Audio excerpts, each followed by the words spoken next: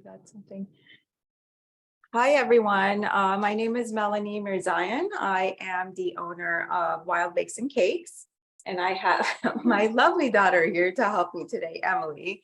She's actually been helping me bake and decorate since she was little, so she's very excited and eager to be here. Today, we are going to learn how to make cartoon cakesicles. They are also referred to as comic cakes or cartoon cakes. It's technically a way of decorating something to kind of give it that look and feel. If you are new to decorating and baking, don't worry. I know there's a lot happening here, a lot of different steps, but I'll do my best to kind of go slow and walk through all the steps and kind of show you guys step by step how to create these cool little cakesicles. With that said, let's go ahead and go to the top-down camera. Okay, so here we have pretty much all the pieces that we're gonna need. Again, all the colors that I'm using, it's just what it was my preference. So ultimately, it'll be up to you if you're doing a birthday party and the theme is Superman or strawberry shortcake, you'll have to pick your own colors. But for the comic cakes or the cartoon cakes, the brighter the colors, the cooler the piece ends up looking. I have already prepared. So what you need is your cake. And I've already kind of prepared the cake with the buttercream only because of the time frame for the class. So basically, once you bake your cake, you would put it in a bowl and you crumble it up and you add your buttercream in there. So here's the little trick. Always go small and you can always add to it, because if you end up putting a lot of buttercream in there in the beginning, your cake will become kind of mushy or slimy and you won't be able to work with it. So put a little bit in, mix it all in, and then keep adding until you get the consistency that you want. I normally end up using my hands just because that's what I do. And let me show you guys a little bit the texture that you want to go for. So it's a little bit crumbly, but once you mush it in, it's kind of like playing with Play-Doh. And you have a nice piece, smushy piece that you can mold into different molds and things like that. Next, you're going to need your black buttercream for your piping. And I've already kind of went ahead and mixed this in. So what you would do is you would take your white buttercream that you already made and you will add your black color in there. Hold it up like this so you guys could see it. These are edible colors.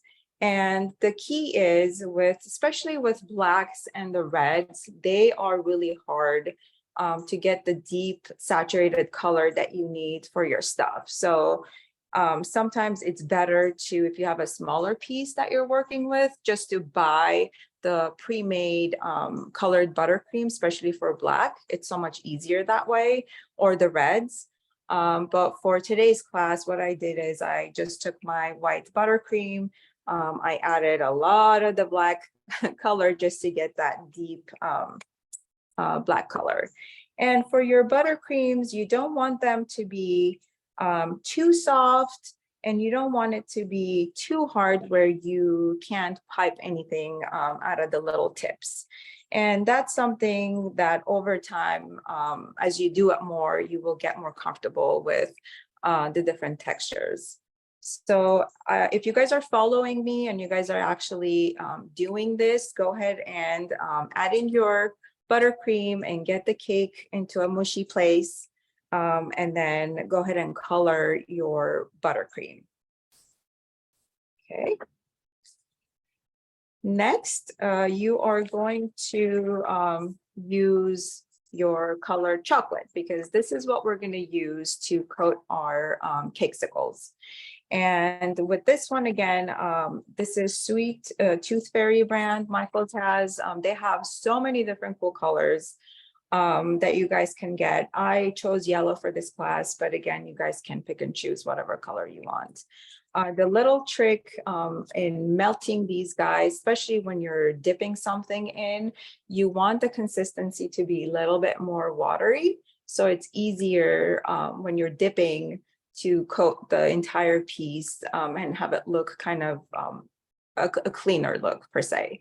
So for this bag, they recommend to set your microwave at 50% and start with 1 minute. So you would take the bowl out after 1 minute, you will mix it really well, you put it back in at 50% and you do 30-second increments. Now, keep in mind, the bowl, the glass bowl that you use also gets very hot. So when you take it out of the microwave, make sure you're mixing the chocolate a lot and you're actually melting it as you're mixing it. So if you keep continuing 30 seconds without giving it a good mix, you're going to end up burning your chocolate. So just be mindful of that. They also recommend adding 2 teaspoons of vegetable shortening to make it kind of that runny consistency that I was talking about. From my experience, the shortening kind of clumps up the chocolate a little bit. So for me, I use coconut oil. So I'll put a little bit of coconut oil before I start the melting process. And then at the end, I get a little bit more watery chocolate and it's easy to dip your stuff in. So just a little bit of a side note on that. Then we're gonna need our cakesicle molds. I got this from Michael's. It's really cool. It lasts a long time. It's really easy to work with. I love these things.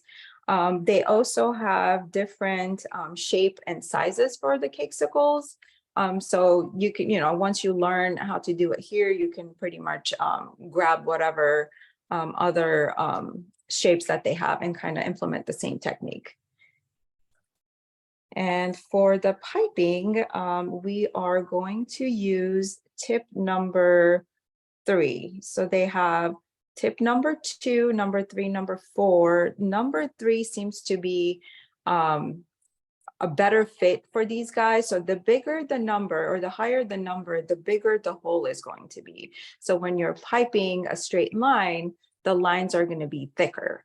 And for a smaller pieces, you want them to be thinner so it actually looks good. But if you start implementing the cartoon cake technique to like cakes and cupcakes and bigger pieces, then you're going to want to bump up the number 3 to probably to number 4. It's just, with experience, you guys will kind of figure out what works best for you. But for this class, we're going to use number 3. Then we are going to decorate the pieces with fondant. So also keep in mind, you can do these cakesicles and only use chocolate for dipping, for decorating, doing it all. But for this class, my goal is just to kind of show you guys different ways, different techniques of creating a piece, just to make you guys feel more comfortable, especially if you're a beginner, on how to implement different techniques in one piece, and also helping you kind of understand how to work with fondant, how to work with buttercream and all that kind of stuff. So for this class, we will use pink and blue and white fondant. Again, Michael's also carries these already pre-colored fondants that are amazing, and all you have to do is just grab a bag. They have the smaller bags, they have the bigger buckets. It just depends on what you're doing at the time. So that's one way of doing it. If you are also using a lot of fondant, a lot of different shades, you're customizing your color and you can't find it, then the best option is just to get white fondant and then use, again, the food coloring to kind of give it the color that you want. So we're gonna kind of do both today. We're gonna use a little bit of the pre-made fondant to decorate, and now we'll show you guys how to color the white one and then decorate that way. So with that said, I'm going to clean up this mess a little bit. And the first step is for us to start putting the cake and molding it into this mold. And you are probably, if you're following along right now, after we do this process, you're gonna want to pop these guys in the freezer for about maybe 5 to 10 minutes just to get them a little bit more solid. So when we're dipping, it's easier to do it that way. And while you freeze your cakesicles, we can definitely prep for other things while that's happening. So for now, I'm gonna clean up this mess a little bit. And, oh, and you also need your popsicle sticks. Let me get these guys out. And please let me know if I'm going too fast or if I'm missing a step that's not clear. I'll do my best to kind of answer any questions. At the same time, the cool thing is they are recording this class. So after 24 to 48 hours, I believe it'll be live on Michael's YouTube channel, and you guys can go back and watch the whole process again. So don't worry, I'll try to cover the step by step here. If I don't catch everything, feel free to ask questions. Okay. So now we are going to take our mushy Play-Doh cake. And what you want to do, there are different ways that you can do this. Some people will actually paint in the chocolate first, put in the cake, and then cover it with chocolate again. I like this process better. It just works better for me. So this is what I'm going to show you guys. So what you do is you take a little bit and you start molding it into the mold with your fingers. And you want to make sure you're covering all the little corners, and you want it to be thin, but not thin enough where you see through the cake. So we're going to go ahead and mush it all in there just to kind of give it the first. Okay, and then we will take our sticks, and what you want to do is you don't want to go all the way, and you don't want to go all the way at the bottom, because then this thing will pop out, the cakesicle will fall off. So you want to go somewhere in the middle, a little bit higher, it's okay, but you want to give it a good solid foundation. So when you're dipping it and eating it and doing all kinds of things with it, you're not losing the stick. Believe me, I have done that many times, and it is not fun. And all your hard work pretty much goes to waste. And then you take a little bit more, and now you want to fill it all in. And again, you can use your finger just to mold it all in there, keeping the stick pretty much in the center. As you mold it, the stick will move around, will pop open. We can fix that later, but for now, for placement, we want to make sure it's in there. And you just Hi, Melanie. We do have a question from Michaela. Yeah. They're asking, can you bake the cake in the mold? No, unfortunately, you can't.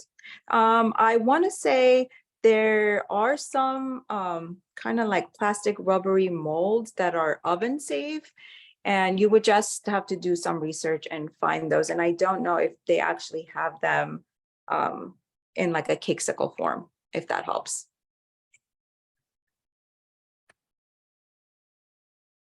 All right, so now we got it all nice and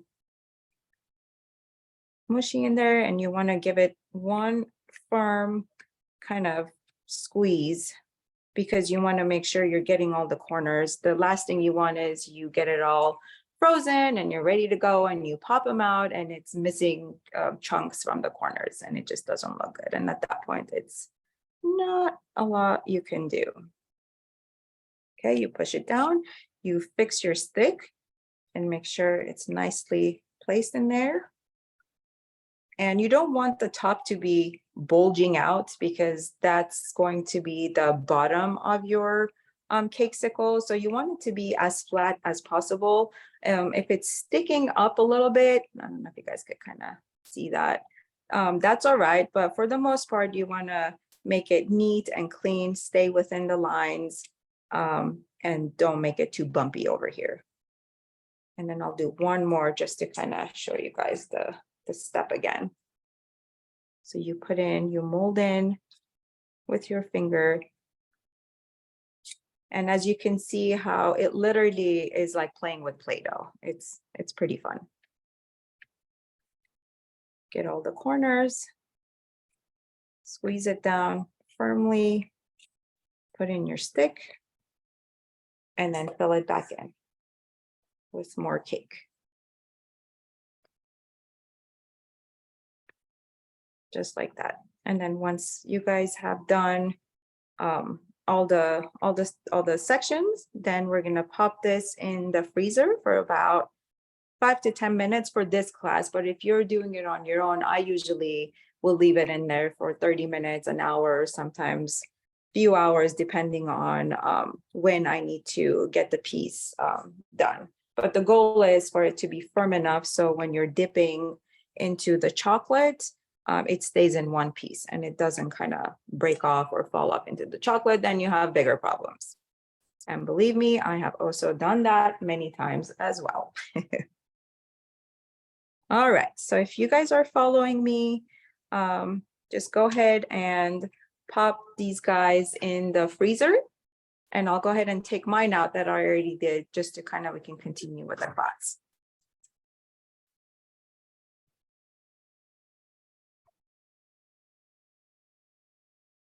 Okay, and our next step is going to be preparing the chocolate. So now we're going to get the chocolate ready. So we popped out our cakesicles from the freezer and we are ready to dip them in chocolate. So we don't want this cake anymore.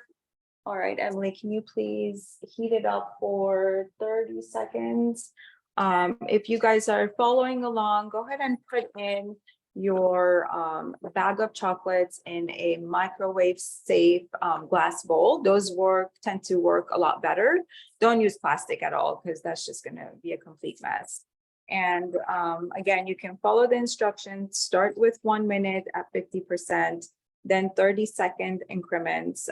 Don't forget to add the oil so you have a kind of a soupier feel for your chocolate. So when we're dipping these guys, it's an easy feel.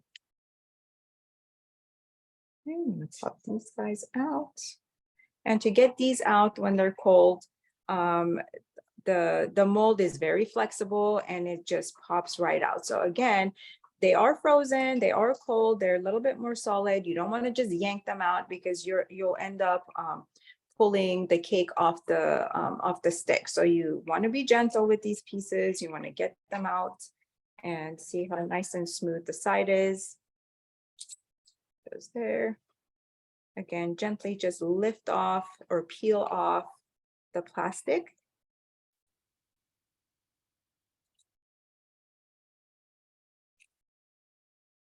And if you are a perfectionist and you want them to look really, really cool before you dip them, as you can see, sometimes we end up having like little pieces kind of sticking around or coming out from the sides, and that's easy. While the cakes are cold, you can use like a sharp knife, or I sometimes use X-Acto knife just because it's easier to use, and just kind of chop off all the excess pieces. Slowly get those off, because the cleaner your piece looks, the nicer and cooler it will be at the end. And if you're putting in all the work, all the hard work, why not make it look as good as it can be? Okay. So now we have our chocolate. Thank you. Chocolate melted. So again, I put in coconut oil, and you want it to be, I don't know if you guys could see that, but it needs to be like a runny where it's like dripping down. Get the chocolate ready. So it's melted, we're ready to go. And you have to get your parchment paper set, because that's where you want to put your wet chocolate, your dipped goodies there. Sorry, I have all this stuff.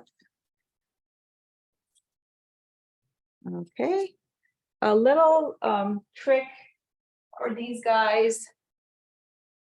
When they are long, it's what you could do is you can kind of dip it in there and coat your piece, but it's also so much easier if you can get like a tall glass. It could be plastic, it could be glass, it doesn't matter. But if it's solid and it's kind of a tall piece, you can pour in your chocolate.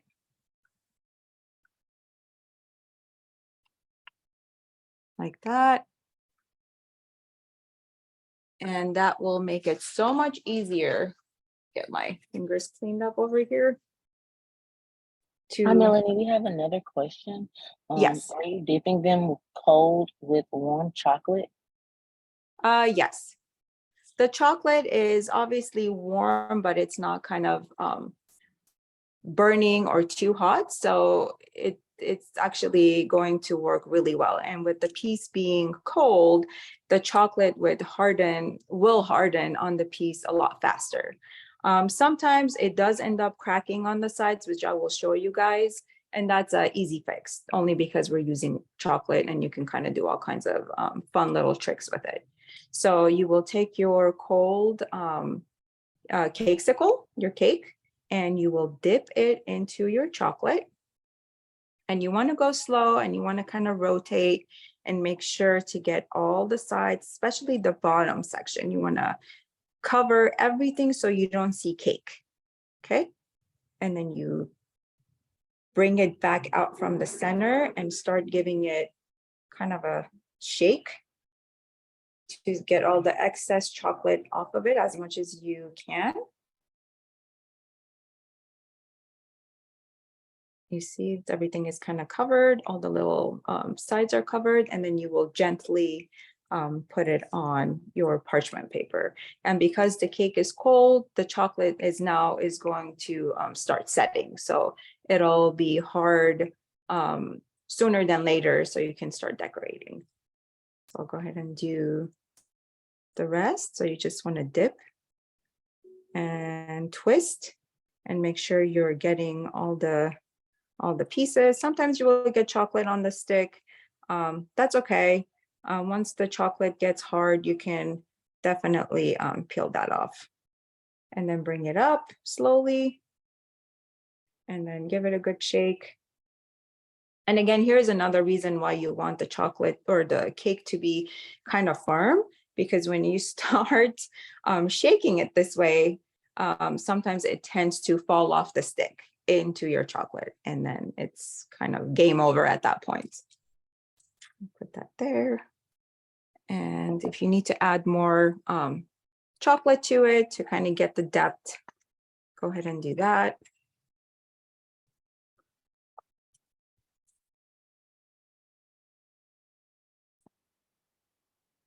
But your cake definitely needs to be cool or cold, or else this process is not going to work well. And then again, you just want to shake off the cake. You don't want to shake off too much and then get all the chocolate off of the cakesicle, but just enough where the dripping kind of slows down. And then you set it up and you let that dry. So it's been maybe a couple minutes since we started dipping this. And as you can see, our first one is pretty much, if you lift it up slowly, starting to harden up really well. And we can start working with this piece very quickly. Hi, Melanie, we have another question. What did you use to thin the chocolate? I used coconut oil, so I can show you the piece that I'm using. The package is recommending vegetable oil or shortening, which is like Crisco. This stuff ends up making my chocolate lumpy. So it doesn't work for me. It might work for other people, but I use like a coconut oil. So I'll put maybe 1 teaspoon in the bowl before I microwave. and then kind of go from there. If it's still not enough, then I'll start adding a little bit more. But again, you know, when you start anything from the beginning, don't just pour a whole bunch in there, because then you can't take that back. I hope that helps and answers that question. All right, so now we are going to play with our fondant and get our decorations ready. And I think we might have time for me to kind of walk through the two different designs for the cakes. So, sorry, I'm cleaning up my little area here. We're gonna start with our red fondant or pink fondant. And that's already ready, so we don't have to do much with that one. But we are going to prep our white fondant for the white section of the design, and we're gonna color it blue for our other portion. And I'm sorry, I forgot one quick little step for you guys. You can also get, for decoration purposes, you can also get different molds. Michael's has like all kinds of amazing things, different themes that you can get. My theme here was summer for August. So I'm using pineapples. So this one is like pineapples and strawberries and that kind of stuff. And what you do is, while you have your chocolate already melted, again, this could be any color you want. You just take a little piece and you pour it into these molds, and you make sure you cover, kind of move it around to get all the little corners. Like this pineapple has really like small, sharp edges that you want to cover. I'm going to do a couple here for you guys to see the process. So you can just put it in there. If it starts spilling out, don't worry, you can clean that up. It's not a big deal. Again, with chocolate, there's a lot of ways you can work around problems. Okay, and then you give it a good little tap, and that will help fill in all the little corners. Just like that. And then what you could do is you can pop this in the freezer literally for, I don't know, maybe a couple minutes, 2 to 5 minutes, and it will get hard enough where you will have these cute little decoration pieces that now you can put on your dessert, on your cakesicles. And you can use a paper towel to kind of clean off the edges here, or once it's already frozen and you pop it out of the freezer, they're so easy just to like chip it off, or use like a sharp knife just to clean off the edges. But this is a cool technique that you can use to decorate your desserts while you have melted chocolate. So if you are doing this, go ahead and pour your chocolate in your mold, pop it in the freezer for a few minutes, because we're not going to be decorating that piece. That'll be kind of like the last piece. You'll have time to pop them out and then kind of go through the process. All right. So with that said, we are going to work with our fondant, white fondant. I usually get the big bags for the white one, only because I use a lot of it, but they also come in smaller pieces like this. So if you don't need a lot of fondant, you just need a little piece to kind of give it a shade that you are looking for. It's better just to get these little pieces, because unfortunately with fondant, if it's not wrapped properly, it dries very, very quickly. It turns very, very hard, and then you have to toss it, and it's definitely not fun. Open.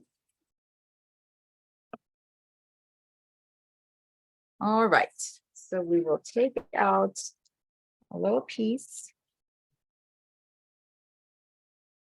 of our white fondant. Do a little bit more. A little trick with fondant, if it's starting to dry up a little bit. A little bit of pink stuck in there. If it starts to get a little bit on the dry side, you can use Crisco. Just a little bit. You take it out and you kind of rub it on your fondant and you like mush it around and it will bring it back to life. So just on a side note. Okay, now we want to color our fondant blue for our decoration. And again, always remember, we always want to start with very, very, very small amounts of color, because especially if you're looking for like a light version of that color. So if this we're using blue and you want it to be very, very light, so you want to go just a tiny, tiny amount on that one. And you just put in a drop.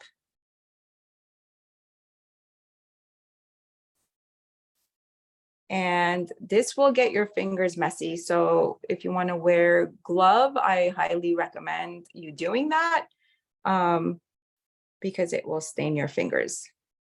And you want to fold in, fold, and keep folding into the color and pulling. So folding and pulling and kind of trying to keep your fingers as clean as possible. But at the end of the day, it's still going to get messy. So you just want to kind of pull and fold. Pull and fold. Just like that. And again, if it starts to get sticky or dry, just put a little bit of that Crisco shortening on there and that'll help with it. So you just kind of want to make sure you do this enough where all the color is blended and you don't have any streaks kind of going in the middle. And then it's just literally Play-Doh. You can play with it for hours. There we go. So we have our blue. Again, you want to make sure you're always covering your fondants because they do dry out very, very quickly. So I will, and I think we have Ziploc bags in that big drawer. I'm going to cover mine while we're doing other stuff. Okay. And then we have our pink one. Same thing here. You want to make sure the second you open it up and you're using it, you're also covering it so you're not drying the pieces out. Okay, let me put this in here. Hi, Melanie. We have another question. What Yes. do you do if the chocolate is still not runny? If it's not runny, you just have to keep adding the oil. And again, that's where it gets tricky because you don't want to end up putting so much because you're getting frustrated and you're like, this is, believe me, I have been there where it's not runny enough and you keep adding. And then all of a sudden when everything is melted, now you have such a thin chocolate that it doesn't coat anything. So I would say, if you've already given it a try a couple times and it's still not the consistency you're looking for, go ahead and add a little bit more oil, heat it up and give it a good mix. And then just kind of gauge and go from there. But again, be very cautious adding the oils because essentially it will not water down, but it will thin out the chocolate to a point where you can't use it. Thank you. Hope that helps.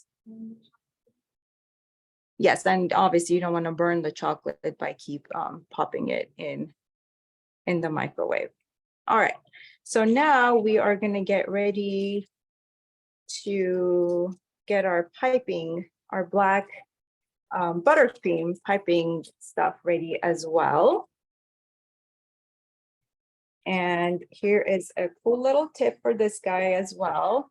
You can use a tall glass to kind of help you, especially if you don't have someone to kind of hold the bag for you to like put in the frosting. This is a cool trick to do that. And we are going to get our piping bag. And these bags come in different sizes. And I believe this one I'm using is a size 12. So it's not too small and it's not too big. It's perfect for what we are doing. You don't want to go too small on when you're piping stuff, because the buttercream or whatever it is that you're using starts kind of like oozing out sometimes. And it's just easier to have the room in the beginning to work with. Okay. So in order for us to be able to use our tip number 3, we also need these couplings, these white little guys. So it's a 2-piece thing that you put in. So the bigger piece will go inside the bag. So you will pop that in the bag and kind of get it all the way down to the tip. And once it's nice and snug in there, you will use something sharp. I usually use scissors. It works fine for me. And oops, I dropped something. And you want to cut off the bag all the way up to the little ridges that are here. So like right there, you don't want to go any higher. You want to kind of stay within that space. And if I just kind of do that, and then you can just peel it off. And as you can see, my piece is snug. The plastic is right around there. And now I'm ready to put my little piping tip in there. The cool thing is, once your bag is ready to go, this piece can change as many times as you want. So you can pop this in here, use it, take this off, put in another tip for any other decoration that you want. So at that point, it becomes easier to kind of interchange the pieces.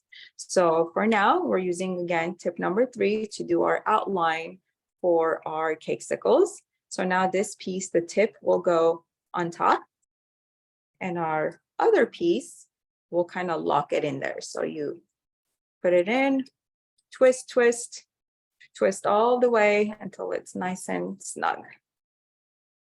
And now you are ready to go. And here's where all the fun things happen. You put in the bag into the cup, and you fold out the top over your cup like this. Pretty much you're using it as a holder, a helper to, and then kind of use your fingers to open up. I know this is a lot of hand action happening here. Now we have our cup ready to go. We can put in our frosting, and you can use spoon or a spatula, whatever is easier for you to kind of get the frosting out and into your bag.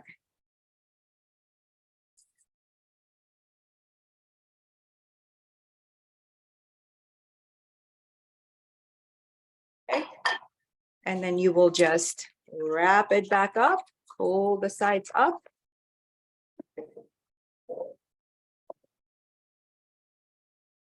And now the frosting is kind of floating up there. One quick little trick that I learned years ago, if you give it a good kind of shake, I know these are silly, but they work.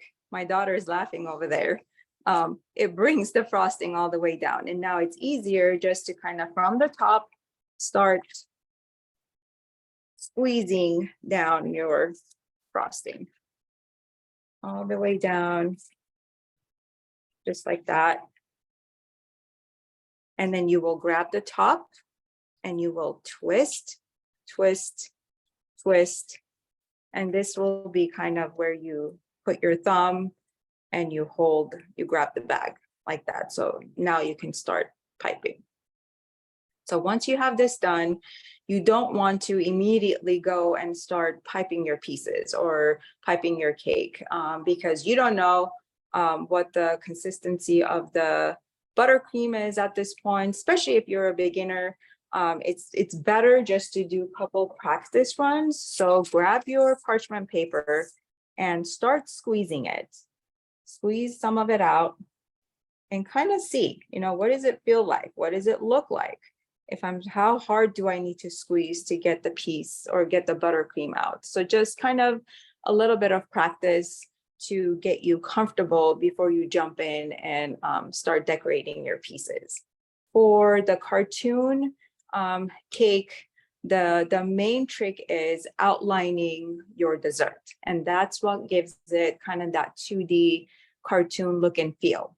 And what it is the outlines are essentially just straight lines, right? So you want to squeeze and pull as straight as you can. And again, you know, this will take practice. I sometimes have to do it a couple of times just to get my wrist kind of ready to go. The beauty of the cartoon cakes and the piping straight lines is it doesn't have to be perfect, which is awesome. It doesn't have to necessarily be a straight line all the way either. You are allowed to have breaks in between. So for example, if I'm piping, I'm going to keep it as straight as I can, let go, give it a break, do another piece, small piece, longer piece. And you can kind of practice that on your parchment paper because that's the technique that you're going to implement on your cakesicles. So if you guys have this already set up, go ahead and practice for a second just to get comfortable. And we are going to, so the piping piece is going to be the last kind of decoration piece on the cake. Until we do that, now we need to make sure we put in the fondant decorations that we have prepared.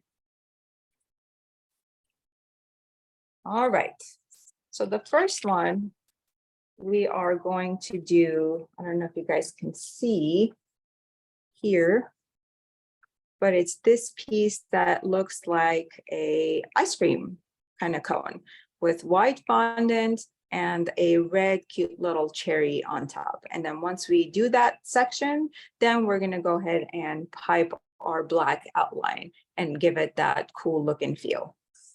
All right, so grab a little bit of your white fondant. And now we need to make it, oh, and another thing that I tend to do and I forget, make sure you have clean hands because you end up coloring your white fondant. But for today, we're gonna take a little piece and we're gonna try to roll this guy out. You don't wanna squeeze down too hard, but you want it to be firm enough so you roll firm and then out, if that makes sense, to kind of give it that longer look. They do have little devices that you put in your fondant and then you squeeze the top and then you end up getting this nice straight long string out. That's another way of doing it. But today we're gonna go old school and use our hands. So you just wanna get it to a thinner place where it's gonna make sense on your cake. So we don't want it to be too thick because that's obviously not gonna look good, right? So we wanna get it to a very nice place. Let's see.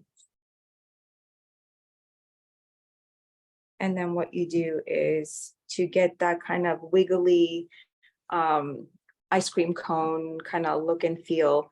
Once you have your long string, you're gonna put it there, squeeze it a little bit, you guys can see, and then start kind of twisting it like this, like snake, going down. It'll be kind of like that. I normally have a longer piece and I can just kind of wrap it around all the way down. But we are in this together and we'll make this work. I know the class is usually not long enough to kind of cover everything in detail, but I'll do my best to get you guys to a really good place where you can start doing these on your own. And then again, you just want to kind of do your little snake-like piece like that. And you can go as low as you want or as high as you want. We're just gonna, I'll do one little piece over here and then I'm gonna stop just so we can kind of create the cone look and feel down here. Oops, I got a little bit of black piece on my fondant. All right. So I think we're getting to a very good place here. Okay, and you're gonna squeeze it down a little bit. You don't want to push too hard because you don't want to flatten your piece, but just enough where it's there, it's stuck on there. Okay. And now we need the top cherry. So we are going to use our pink fondant.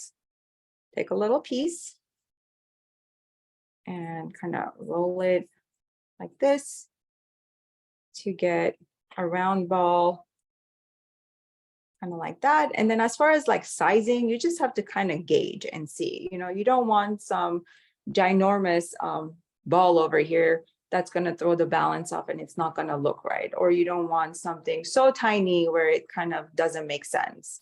Again, at the end of the day, it's how creative you can be, and you can use your imagination for different look and feel for these things. But for the most part, there's no one size fits all system. It's just practice, experience, and just common sense. Sometimes it's like, okay, if I think this size looks okay, or I think it's too big and I need to make it a little bit smaller, you can go ahead and do that too. So again, go ahead and push that down to make sure it's in place. All right. And now we're going to start our piping to give this that 3D look and feel. I kind of made a mess over here, so I'm going to move my there. All right. So we have our piece. Now we're going to go ahead and pipe it. Now, remember what I showed you guys earlier, right? With our tip, we want to make sure we start off with a clean tip, because every time you use it, a little bit will come out. And then after a few minutes, it'll dry off and then kind of get stuck there. So every time you're starting something new, make sure you clean off the tip and you start with a clean tip. And again, you want to give the first squeeze on a parchment paper just to make sure everything is okay and good to go.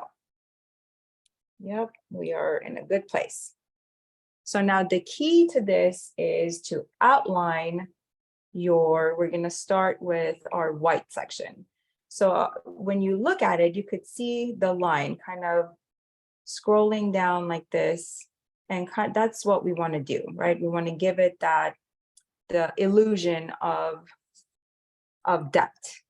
So I'm going to go outline my piece like this first, and then I will create the lines in the middle. That's the easiest way. I have also tried to outline it like this and do the whole thing. And because it's such a small piece, it gets really messy. It's hard. So we're not going to do that today. We're going to do the easy way. So I will start, and hopefully you guys can kind of see. Squeeze out and gently outline.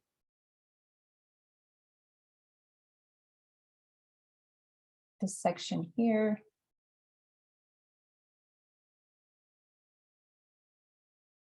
And then all the way in.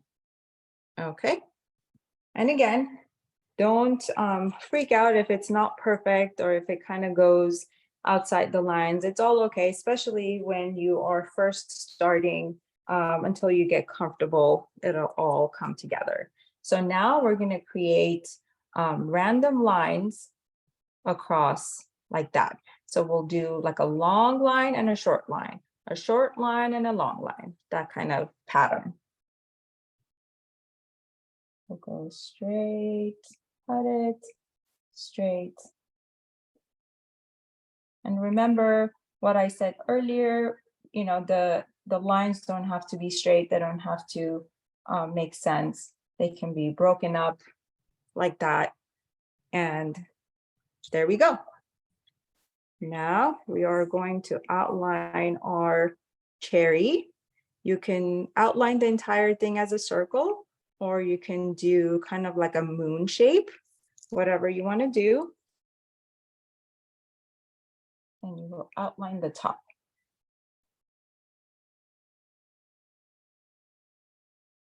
And we're gonna stop there.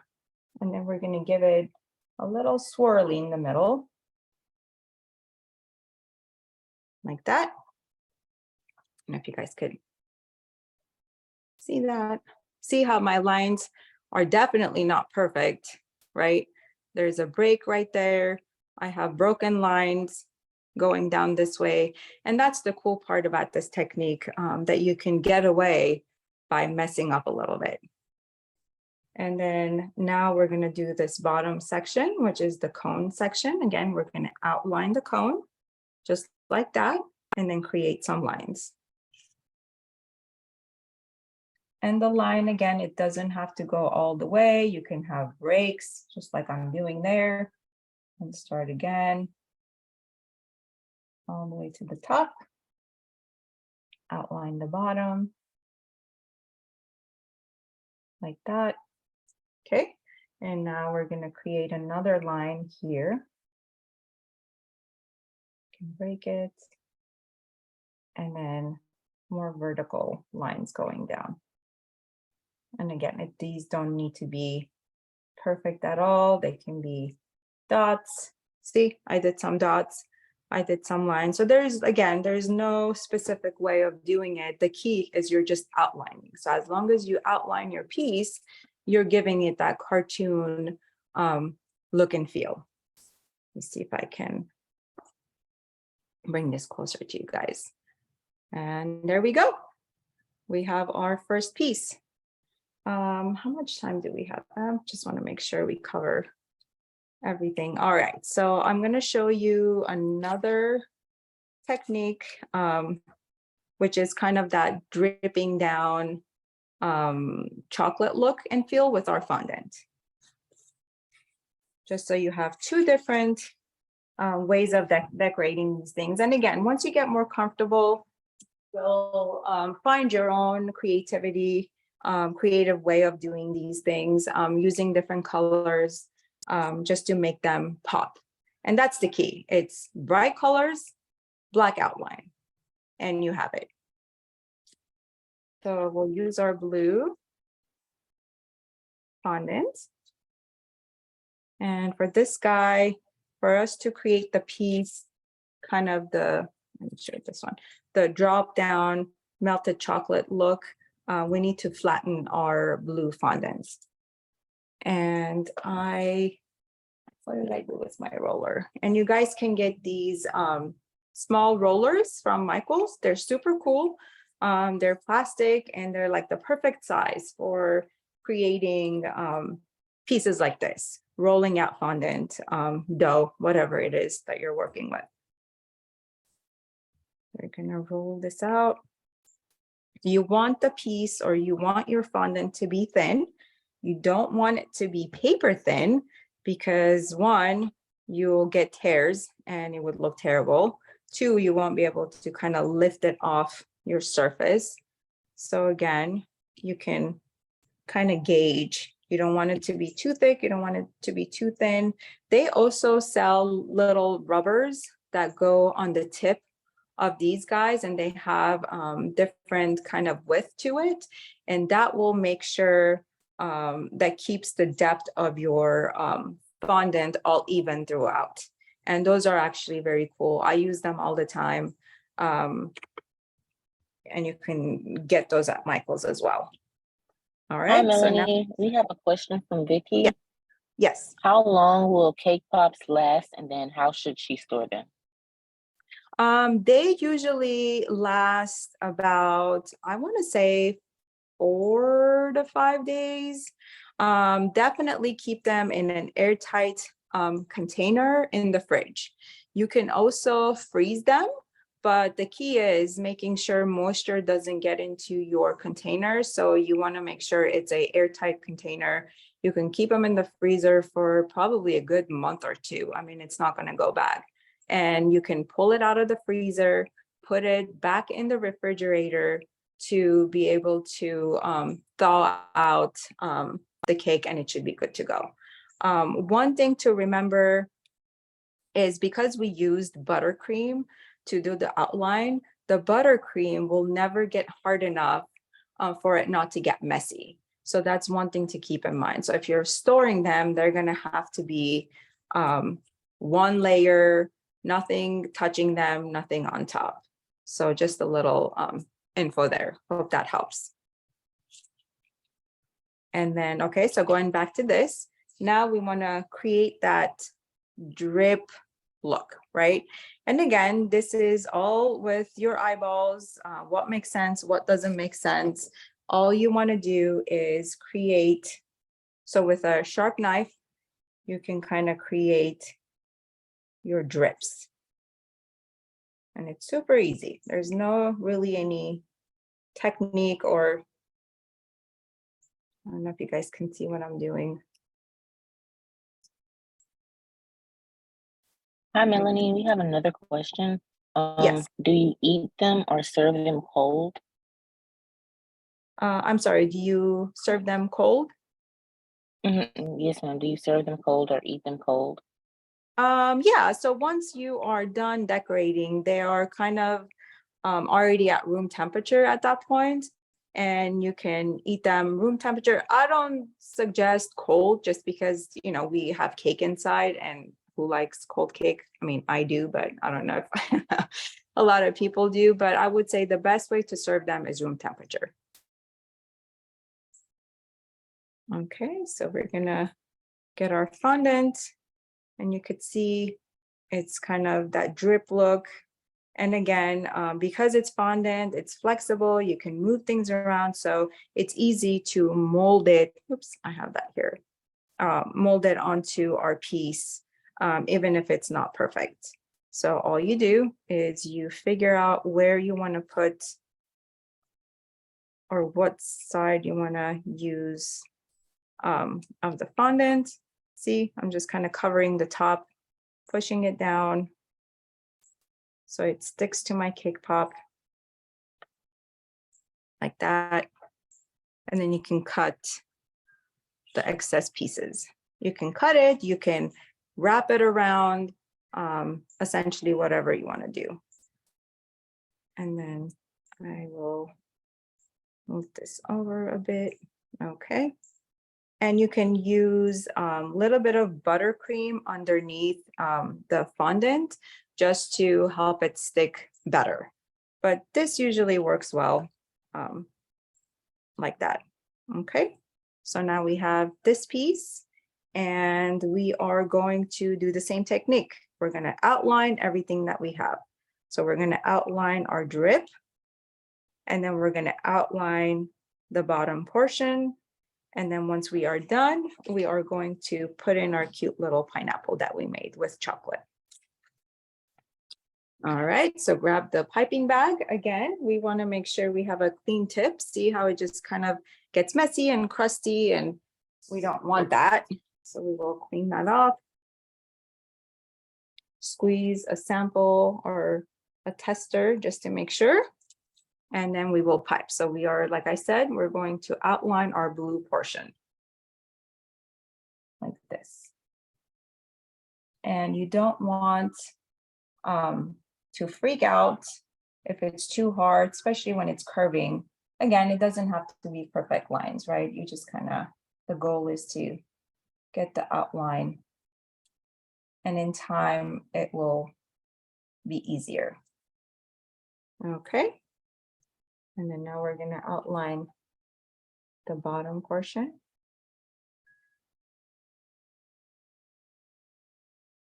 Like this. We're gonna give it a cute little swirl here. Swirl or little circles do really well with this kind of style. And we are going to put a little bit of buttercream back of our chocolate like this to make it stick. There.